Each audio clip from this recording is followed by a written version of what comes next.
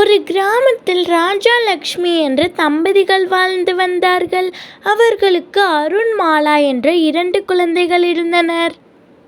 ஒரு நாள் பள்ளியிலிருந்து வந்த அருண் கோபமாக, அம்மா, எனக்கு புதிய பேக் வாங்கி தாருங்கள், இல்லையென்றால் நான் பள்ளிக்கு போக மாட்டேன் என்றான். லக்ஷ்மி அம்மா அமைதியாக சொன்னார், கொஞ்சம் காத்திருப்பா, அப்பாவுக்கு சம்பளம் வந்ததும் புது பேக் வாங்கி தரேன் என்றார்.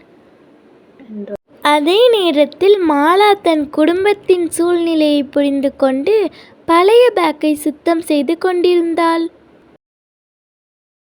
அன்று இரவு ராஜா மிகவும் சோர்வாக வீட்டிற்கு வந்தார். என்னாச்சு, மிகவும் சோர்வாக இருக்கிறீர்களே என்று லக்ஷ்மி கேட்டார். அப்போது ராஜா கூறினார், ஒருவர் வேலைக்கு வரவில்லை, அதனால் வேலை அதிகமாகிவிட்டது, அதனால் தான் சோர்வாக இருக்கிறேன் என்றார். அதை கேட்டு அருணின் மனம் மாறியது. அப்பா, நான் பழைய பேக்கையே பயன்படுத்திக் கொள்கிறேன் என்று அருண் கூறினான். அதை கேட்ட ராஜா அன்புடன் அருணை கட்டித் தழுவினார். மறுநாள் அருண் மிகவும் மகிழ்ச்சியாக பள்ளிக்கு சென்றான். குடும்பம் என்றால் அன்பு, தியாகம், விட்டு கொடுக்கும் மனப்பான்மை இருக்க வேண்டும். இந்த வீடியோ பார்த்தவங்களுக்கு மிக்க நன்றி. உங்களோட ஸ்வீட் நேம் என்னன்னு கமெண்ட் பண்ணுங்க.